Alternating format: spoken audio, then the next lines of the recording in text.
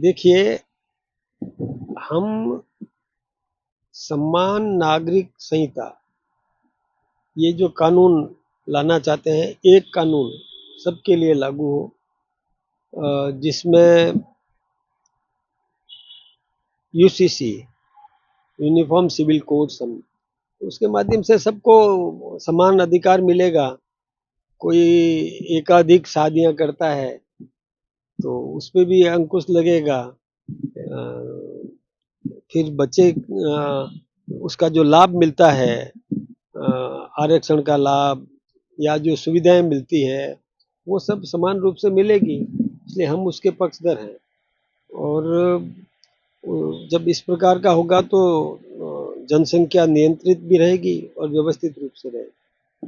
देखिए, किसान की मांगे मानी गई है। किसान के लिए हमने राजस्थान सरकार और केंद्र सरकार ने भी, भारतीय जनता पार्टी की सरकार ने हमेशा चिंता की है। मृदा परीक्षण से लेकर के और मिनिमम सपोर्ट बढ़ाने की दृष्टि से भी उनकी उपज का मिनिमम सपोर्ट बढ़े और बीमा सुविधा उसको मिले। किसान को फसल बुवाई करते समय कोई आपत्ति आ जाए, विपदा आ जाए, तो भी वो उसकी फसल किसान की बीमित है। इंडिविजुअल किसान की फसल को बीमा करने का जो निर्णय किया है, ये भारतीय जनता पार्टी की सरकार ने किया है। इससे पहले पूरे क्षेत्र में यदि आपदा आए, हानि हो और तो ही किसान को लाभ मिलता था, लेकिन हमने तो इंडिविजुअल किसान की फसल को बीमा करने का ये जो निर्णय ले लिया, तो किसान को तो इससे फायदा ही हो रहा है। और किसान की चिंता तो जैसे उसको मतलब सिंचाई के लिए पानी उपलब्ध करवाना, बांध को सुदृढ़ करवाना, नहरों का सुदृढ़ीकरण कराना, और इसके अलावा उसके जो औजार पर हमने कई औजारों पर टैक्स कम किया है या किसी को मुक्त भी किया है। ये सब सुविधाएं हमने किसान को दी है। किसान सम्मान निधि देने का काम भी हमारी सरकार ने किया है। किसान को तो हम ताकत देने का काम कर ही रहे हैं और भी करेंगे। कोई मांग किसान की आएगी तो सरकार गंभीरता पूर्वक उस पर विचार करेगी, चिंतन करेगी, निर्णय करेगी। जो ईआरसीपी योजना जो पहले 2015-16 में इसका प्रारूप तैयार हुआ था, लेकिन पिछली कांग्रेस की सरकार ने इसमें कोई काम नहीं किया। और उसके बाद हमारी सरकार जो इस बार बनी, तो मध्य प्रदेश के साथ में राजस्थान का समझौता हुआ। इसमें केंद्रीय जल शक्ति मंत्री भी मौजूद रहे और वो समझौता हो गया, तो उसको धरातल पे उतारना है। उसका शिलान्यास भी हमारे देश के प्रधानमंत्री जी की मौजूदगी में और वहाँ पर होगा राजस्थान में दादिया के पास में एक बहुत बड़ा आयोजन, जिसमें राजस्थान से लगभग 2.5-3 लाख लोग उसमें उपस्थित रहेंगे। बहुत बड़ा आयोजन होने वाला है। उसमें भी उससे भी राजस्थान को लाभ मिलेगा। जो पानी की समस्या राजस्थान की जनता के लिए है कि सिंचाई और पेयजल के लिए, उससे 16 जिले राजस्थान के लाभान्वित होंगे।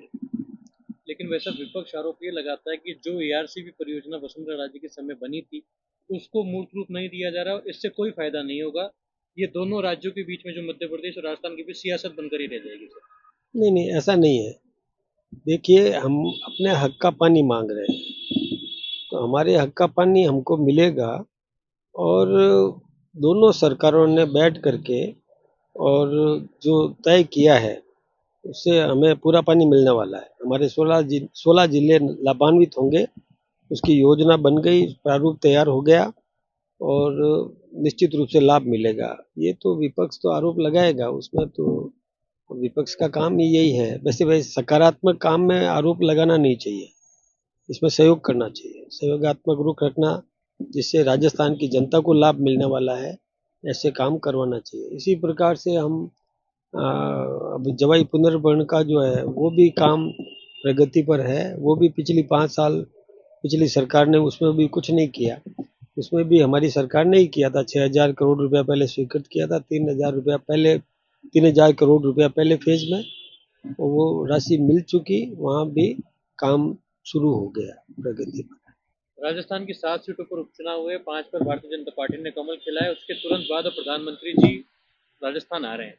क्या लगता है पंचायती राज संस्थाओं की और निकाय संस्थाओं के जब चुनाव होंगे तो उसका फायदा मिलेगा भारतीय जनता पार्टी को?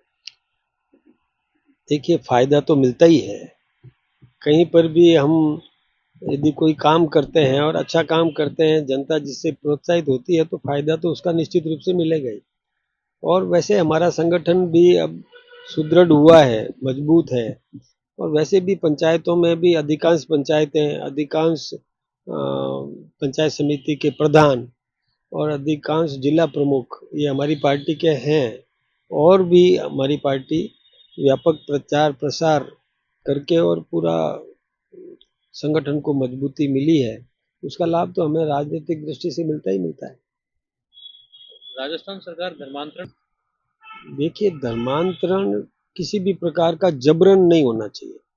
हमारे मौलिक अधिकारों में ये एक है कि व्यक्ति अपने धार्मिक स्वतंत्रता का अधिकार उसको दिया गया है। कोई भी प्रभावित हो जाए, सोच समझ करके किसी भी धर्म को अपनाए, लेकिन कहीं प्रलोभन दे करके या दबाव डालकर या जबरन ऐसा कोई भी या भ्रमित करके धर्मांतरण करवाता है तो ये कानूनन अपराध है। तो ऐसे एक एक्ट हमने भी बनाया है राजस्थान में, निश्चित रूप से। और ये मौलिक अधिकारों की रक्षा भी है। और ये धर्मांतरण जो करवाया जा रहा है हमारे समाज में, हम देखते हैं कि हमारी संख्या आनुपातिक दृष्टि से घटती जा रही है। और जो इसमें प्रलोभन देकर के धर्मांतरण करवा रहे हैं उनकी संख्या बढ़ती जा रही है। तो ये संतुलन बिगड़ेगा इससे। तो यदि इस एक्ट के कारण से संतुलन व्यवस्थित रहेगा।